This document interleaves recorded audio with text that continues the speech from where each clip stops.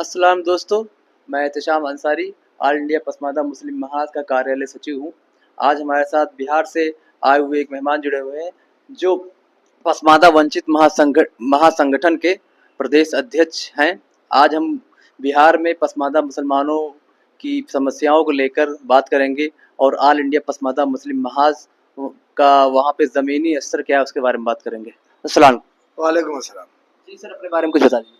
मेरा नाम मोहम्मद जमालुद्दीन अंसारी हुआ और हम बिहार से आए हैं और वहाँ पे एक संगठन चला पसमानदा वंचित महासंगठन, उसके प्रदेश के अध्यक्ष हैं। एक्चुअली क्या है, अभी हाल ही में एक चुनाव हुआ था जिसमें नीतीश की सरकार बनी है, नीतीश जी की। तो उसमें संगठन का या ऑल इंडिया पसमानदा मुस्लिम महाज या पसमानदा मुसलमानों का क्या रोल रहा है? उस पसमानदा मुसलमानों को बहुत बड़ा रोल रहा है सरकार बनाने में और वहाँ काफ़ी हम योगदान किए, चूँकि वहाँ पे काफ़ी लोग जागरूक हैं और पसमानदा समाज का जो मेन जो इशू है रोजी रोजगार का, बेरोजगारी का, महंगाई का, उसको लेकर के लोग एकजुट है वहाँ पे और उन्होंने वोटिंग किया। वहाँ काफ़ी जमकर वोटिंग किया है बिहार में। जमकर वोटिंग किया, लेकिन मसला ये है कि पसमानदा मुसलमानों को हिस्सेदारी तो अभी बिहार में भी पॉलिटिकल तौर पे नहीं हो पाई है। तो इसके लिए कोई आपका रणनीति है? देखिए, पसमानदा मुसलमानों की जागृति बहुत ज़्यादा बिहार में है, लेकिन पार्टी द्वारा नजरअंदाज किया जा रहा है। पार्टी की हिस्सेदारी नहीं मिल पा रहा है, न संगठन मिल रहा है, न टिकट मिल रहा है। इतनी बड़ी आबादी रहते हुए कुछ पार्टियों ने एका तुक्का टिकट दिया, लेकिन किसी कारण से 400-500 वोट से वो हार गए। तो जब तक के पसमानदा समाज खुद पैर पे खड़ा नहीं होगा, एकजुट नहीं होगा, सब बातों को भुला करके, मदद भुला करके एक पैर पे खड़ा होना पड़ेगा, अपनी हिस्सेदारी की बात करनी होगी। क्योंकि बिहार में बहुत ज़्यादा जात पात होता है, हर जात में होता है। अब कुशवाहा हैं, जादव हैं, कुर्मी हैं, राजपूत हैं, बाभन हैं, बहुत सारी जातियां हैं, गोलबंद रहती है। इस तरह से बिहार में अपने समाज को भी गोलबंद होना पड़ेगा। नहीं, हिंदुओं में तो जातियां हैं जो पूरी दुनिया जानती है कि हिंदुओं में जाति है, लेकिन मुसलमानों की जातियों के बारे में कुछ नहीं, बहुत कम ही लोग जानते हैं। बिहार में ऐसा नहीं है। बिहार में ये विमर्श केंद्र में आया है कि बिहार में जातियां हैं। चूँकि जनगणना जब हुआ था उस वक्त बात जो हुई थी, बिहार में जनगणना हुई है, उसमें लोग बहुत मुखर होकर के अपनी जाति को जिक्र किया है, अपनी समस्याओं को रखा है। तो बिहार में जातियों के बारे में लोग जानते हैं, पॉलिटिकल पार्टी भी अनजान नहीं है। पूरे पार्टियों के बीच में विमर्श है कि हाँ, इतनी बड़ी आबादी है पसमानदा मुसलमानों की, तो सत्ता से महरूम है, भागीदारी नहीं है उनको, तो कैसे भागीदारी दिया जाए, इस पे विमर्श करने की जरूरत है। नहीं, जनगणना की आपने बात की कि मुसलमानों की भी जनगणना हुई थी जाति आधारित बिहार में। तो क्या जो आंकड़े आए हैं पसमानदा मुसलमानों के लेकर के बिहार में, क्या वो आंकड़े सही हैं? नहीं नहीं, उसमें तो पसमानदा मुसलमानों को जो आंकड़ा है उसमें कम बताया गया है। हालांकि कम बताने के बावजूद बहुत बड़ी आबादी है उसमें। अंसारी बिरादरी की आबादी 62 लाख वहाँ पे है, मंसूरी है, और जो भी पसमानदा मुसलमानों की आबादी है कम किया है, उसके बावजूद बहुत बड़ी आबादी है। तो इसका क्या वजह रहा कि सरकार ने कम कर दिया, सर्वे वाले ने कम कर दिया, फिर कुछ और? हाँ, सर्वे वाले ने कम कर दिया है। दूसरा है कि कई क्षेत्र है वहाँ पे 4-5 जिला ऐसा है जहाँ पे एक अभियान चला था कि नहीं मुस्लिम लिख देना है, मुस्लिम लिख देना है, या बहुत सारे जो पसमानदा जातियां हैं वो दूसरे टाइटल रखता है, तो उस बिना पे हुआ कि नहीं टाइटल में ये छाती आता है, तो उसका भी मतलब उसमें योगदान रहा। यानी टाइटल को लेकर के कंफ्यूजन हुआ। हाँ, उससे कंफ्यूजन हुआ है उसमें। अभी बिहार तो पसमानदा मुसलमानों का एक न्यू है जहाँ से ये मुहिम उठा, कि आंदोलन वहीं से उठा, बहुत सी क्रांतियां हुई पसमानदा को लेकर के। हमारे आसिम बिहारी जी थे, अब्दुल कयूम अंसारी साहब थे, उन्होंने ये सब शुरुआत की।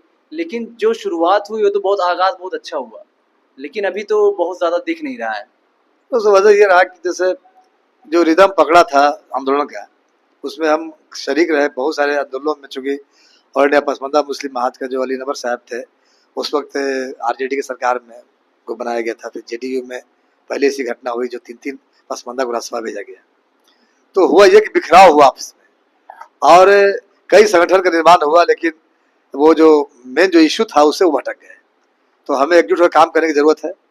और जो हमारा जो मेन इशू था सत्ता भागीदारी का, शिक्षा का सवाल था, महिलाओं का सशक्तिकरण का सवाल था, रोजगार का सवाल था, उस मुद्दे पे हम लोग जुट होना पड़ेगा सारे लोग को मदद बुला करके। एकजुटता के लिए संगठन ने आप इसमें पसमानदा वंचित महासंगठन के प्रदेश अध्यक्ष भी हैं और ये ऑल इंडिया पसमानदा मुस्लिम महाज का ऑफिस भी है, ये भी है।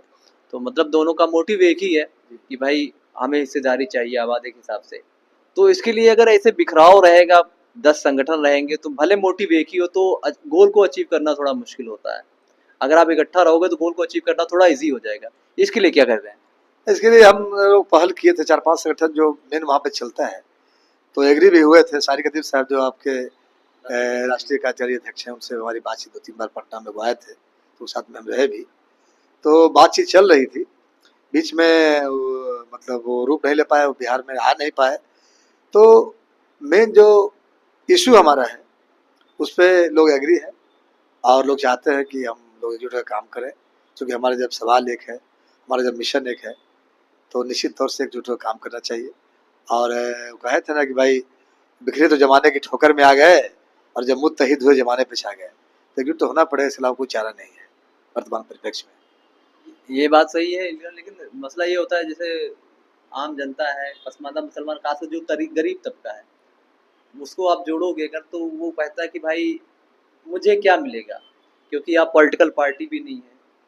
तो उसको क्या कहे भैया कि आप जुड़े हो तो उसको क्या दे सकते हैं बदले में? ना हुआ ये कि अभी तक सारे लोगों ने उसको ठगा है, पसमानदा समाज के लोगों को। तो उनको लगता है कि मिलेगा कि नहीं मिलेगा, क्या होगा आगे चल करके।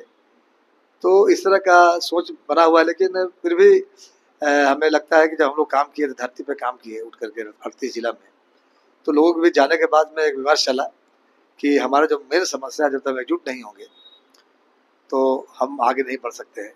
जो हालात है पूरे समाज का, पूरे देश की जो स्थिति है, चाहे महंगाई को लेकर के, चाहे भागीदारी को लेकर के, समाज बिखरा हुआ है, पलायन को लेकर के जो दर्द उनके अंदर है, उसको लोगों ने समझा है, महसूस किया है। फिर आखिर वो इकबाल साहब ने कहा था कि न हम सफ़र न किसी हमनसी से निकलेगा, हमारे पाँव काटा हम ही से निकलेगा। तो ये हमारी समस्या तो लड़ना हम ही को पड़ेगा। और जो हम अकेले लड़ाई नहीं लड़ सकते। मेरा तो मानना है कि इस लड़ाई को जो दूसरे समाज के जो पसमानदा लोग हैं, जो परदसी लोग हैं, उनके साथ मिल करके लड़ाई को लड़ना पड़ेगा, क्योंकि उनका दर्द हमारा दर्द एक है। और जो सबसे बड़ा रिश्ता दर्द का रिश्ता होता है। बीच बीच में कहना मतलब सब जानते हैं, बीच बीच में हिंदू वर्सेस मुस्लिम कहीं कहीं कंट्रोवर्सी हो जाती है पॉलिटिकल पार्टियों की वजह से। जो हिंदू वर्सेस मुस्लिम होता है तो क्या होता है कि ये जात वाली सिस्टम डाउन हो जाता है, मतलब पसमानदा आंदोलन को इससे नुकसान होता है। अगर चीज़ आगे बढ़ती है तो इसके लिए संगठन क्या करेगा? क्योंकि अगर हिंदू वर्सेस मुस्लिम कहीं कुछ होता है, कोई पॉलिटिकल आदमी बयान दे देता है, इससे नुकसान होता है, आपकी बातें दब जाएंगी, क्योंकि पसमानदा भी मुसलमान बन जाता है। फिर इसका क्या करें? अरे हम तो बोल रहे हैं कि पसमानदा एक समान हिंदू या मुसलमान, क्योंकि हम लोग तांत्रिक देश में रहते हैं और उनका समस्या हमारा समस्या एक जैसा है। और सबसे बड़ा जो साथी है, दुख का साथी होता है, उनका दर्द हमारा दर्द एक है।